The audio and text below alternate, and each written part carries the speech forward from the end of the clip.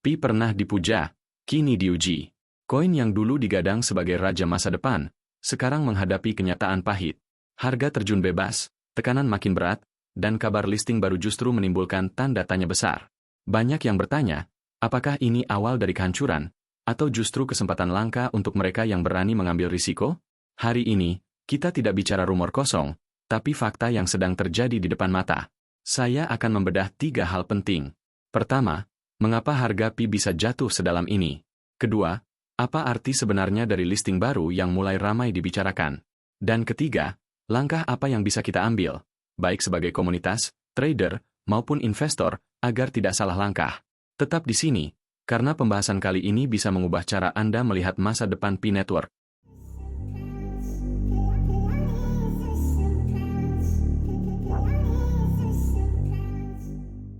Gambaran singkat status terbaru. Sekarang mari kita lihat kenyataan terbaru. Harga Pi telah jatuh ke titik terendah sepanjang sejarah, sekitar $0,27 saat video ini saya buat. Angka ini bukan sekadar koreksi, tapi alarm keras bagi siapapun yang masih percaya Pi akan segera meroket. Bayangkan, koin yang dulu diperebutkan jutaan orang, kini nilainya hanya $0,04. Sebagai tambahan, tim inti Pi juga mengumumkan upgrade terjadwal pada tanggal 25 September, dari jam 8 sampai 10 pagi waktu PDT. Selama periode itu, sign-in dan sign-up sementara dinonaktifkan. Ini menandakan bahwa jaringan memang masih aktif dipelihara, tapi sekaligus mengingatkan kita bahwa Pi belum berada di titik stabil penuh, bahkan untuk urusan teknis dasarnya. Di sisi lain, muncul kabar soal listing Pi di PioChain. Sekilas ini memberi harapan baru, seolah pintu menuju akses lebih luas mulai terbuka. Tapi mari jujur, berita semacam ini hanya permukaan. Pertanyaan sebenarnya bukan apakah ada listing, tapi apakah listing ini cukup kuat untuk menahan kejatuhan?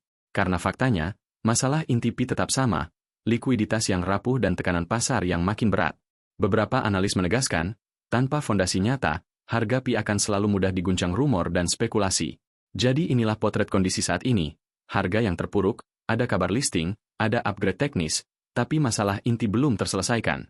Pertanyaannya, apakah ini tanda awal kebangkitan, atau justru langkah kecil menuju kehancuran yang lebih dalam? Mengapa harga bisa jatuh? Faktor penyebab. Sekarang kita masuk ke pertanyaan besar. Mengapa harga Pi bisa jatuh sedalam ini? Pertama, ada faktor teknis, liquidations dan posisi leverage. Menurut laporan Being Crypto, banyak trader menggunakan leverage tinggi, berharap harga Pi terus naik. Tapi masalahnya, leverage itu pedang bermata dua. Begitu harga turun sedikit saja, posisi mereka terpaksa ditutup otomatis. Inilah yang memicu efek domino, order jual menumpuk, tekanan makin besar, dan akhirnya pasar mengalami apa yang disebut domino sell-off. Dalam hitungan jam, harga bisa jatuh tanpa ada yang bisa menghentikan. Kedua, masalah klasik, supply overhang. Masih ada jutaan bahkan miliaran token yang belum bermigrasi penuh ke mainnet. Selama pasokan ini menggantung, investor akan selalu cemas.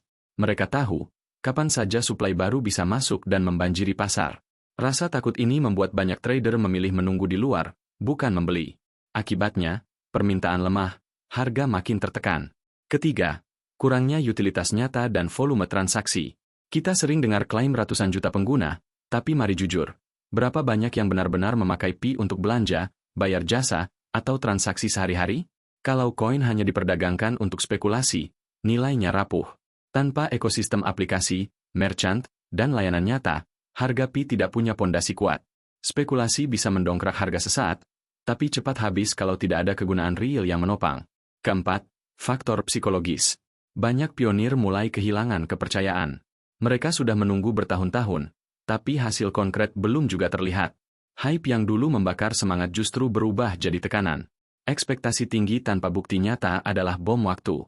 Semakin lama tim inti menunda kepastian, semakin besar rasa frustrasi komunitas. Dan psikologi pasar itu kejam. Sekali rasa percaya hilang, harga bisa jatuh lebih cepat dari logika. Kelima, jangan lupakan pengaruh kondisi makro pasar kripto. Saat Bitcoin atau Ethereum terkoreksi, hampir semua altcoin ikut terseret. Pi bukan pengecualian. Justru karena statusnya masih muda, Pi lebih mudah jatuh lebih dalam dibanding aset besar yang sudah punya likuiditas kuat. Jadi meskipun ada faktor internal, faktor eksternal juga ikut memperparah situasi. Jadi kalau kita rangkum, kejatuhan Pi bukan disebabkan oleh satu hal. Ada kombinasi mematikan, leverage yang meledak, supply yang menggantung, utilitas yang belum terbukti, psikologi komunitas yang rapuh, ditambah kondisi pasar global yang tidak mendukung. Itulah mengapa harga Pi terus tertekan, dan sulit bangkit hanya dengan berita manis atau janji sesaat. Listing PioChain, apakah solusi? Sekarang mari kita bahas soal listing di PioChain. Bagi yang belum tahu, PioChain adalah platform blockchain yang mencoba menghubungkan aset digital dengan ekosistem pembayaran mereka. Dengan adanya listing ini, secara teori Pi mendapat akses pasar lebih luas, serta peluang menambah likuiditas dan exposure. Baru-baru ini, PioChain mengumumkan beberapa hal penting. Pertama, migrasi dari testnet ke mainnet akan dilakukan dengan rasio 1:1 untuk semua aset yang terdaftar di sana, termasuk Pi, Bitcoin, Ethereum, dan Solana.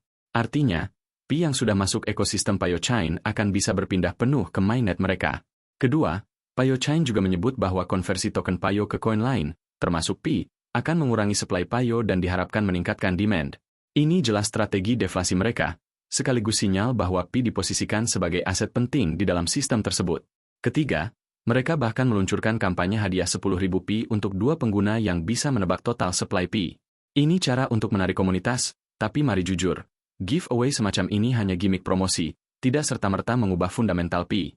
Dan disinilah kita perlu kritis. Pertanyaan pertama, apakah pengguna benar-benar bisa menarik atau withdraw Pi mereka secara bebas? Tanpa likuiditas nyata, listing hanya jadi etalase kosong. Kedua, apakah ekosistem PioChain cukup kuat untuk menampung volume transaksi besar? Kalau jaringan dan komunitasnya masih terbatas, maka dampak listing hanya sebatas kabar baik di permukaan, tanpa perubahan mendasar pada nilai Pi itu sendiri. Jadi apakah PioChain solusi? Bisa jadi langkah awal, tapi jelas bukan jawaban akhir.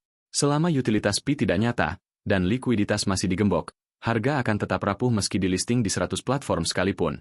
Perlu dicatat, PioChain baru mulai beroperasi, dan saat video ini saya buat, Pi-Core Team sendiri belum memberikan pernyataan resmi terkait listing ini atau adanya kerjasama dengan PioChain. Risiko struktural dan tantangan mendalam. Kalau kita bicara lebih dalam, masalah Pi bukan hanya soal harga. Ada risiko struktural yang jauh lebih serius. Pertama, soal sentralisasi. Core Team dan validator utama masih memegang kendali penuh. Menurut laporan Cointelegraph, kondisi ini membuat Pi jauh dari semangat desentralisasi blockchain.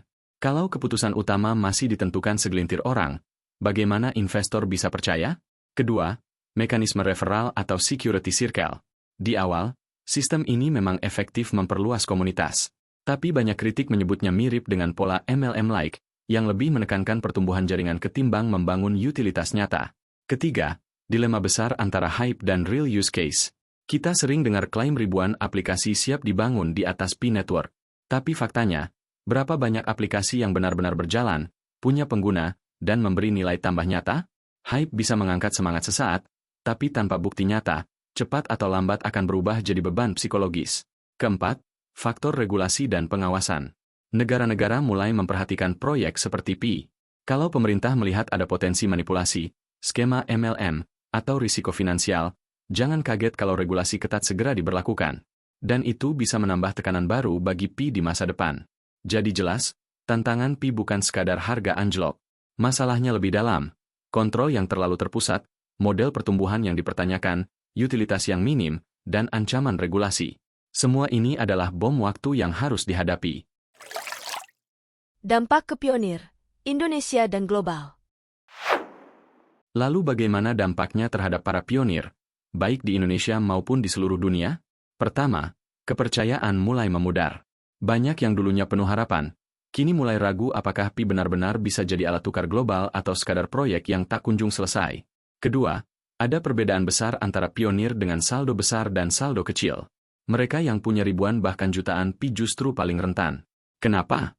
Karena semakin besar saldo, semakin besar pula potensi kerugian ketika harga terus jatuh. Sementara pionir dengan saldo kecil, mungkin lebih cepat putus asa dan memilih meninggalkan ekosistem. Ketiga, kondisi ini membuka peluang panic selling. Begitu ada jalan untuk menjual, sebagian pionir bisa langsung keluar, tanpa peduli harga berapapun. Inilah yang bisa memicu gelombang exit massal, membuat harga semakin tertekan.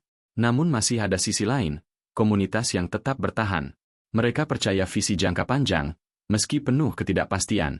Pertanyaannya, bagaimana komunitas ini bisa saling mendukung? Caranya adalah dengan tetap aktif, mengedukasi sesama pionir, mengikuti informasi dari web resmi dan media sosial resmi Pi Network, berhati-hati terhadap informasi dari sumber lain yang tidak diverifikasi, dan menuntut transparansi dari tim inti. Tanpa komunitas yang solid dan berita yang dapat dipercaya, Pi akan semakin mudah runtuh diterpa badai pasar. Apakah masih ada peluang? Sekarang pertanyaan besar yang paling ditunggu, apakah Pi masih punya peluang? Dalam skenario optimis, Pi bisa bangkit lewat lebih banyak listing, integrasi dengan merchant nyata, dan efek domino dari langkah awal seperti PioChain. Jika ekosistem benar-benar tumbuh, harga bisa perlahan menanjak, bahkan kembali ke $0,5 atau lebih. Tapi jangan lupa, ada juga skenario pesimis. Harga bisa terus tertekan, likuiditas makin lemah, dan komunitas perlahan kehilangan tenaga. Kalau ini yang terjadi, Pi hanya jadi catatan sejarah kripto, bukan masa depan keuangan digital. Jadi apa faktor penentunya?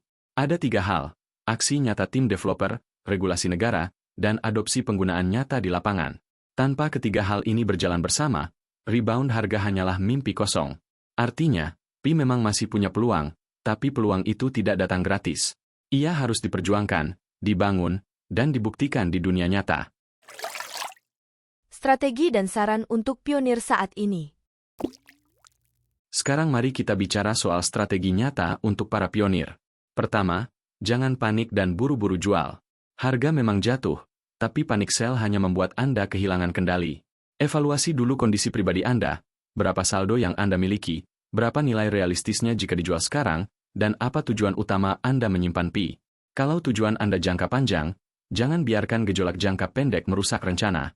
Kedua, selalu periksa proyek listing dan integrasi baru. Jangan hanya percaya pada kabar manis.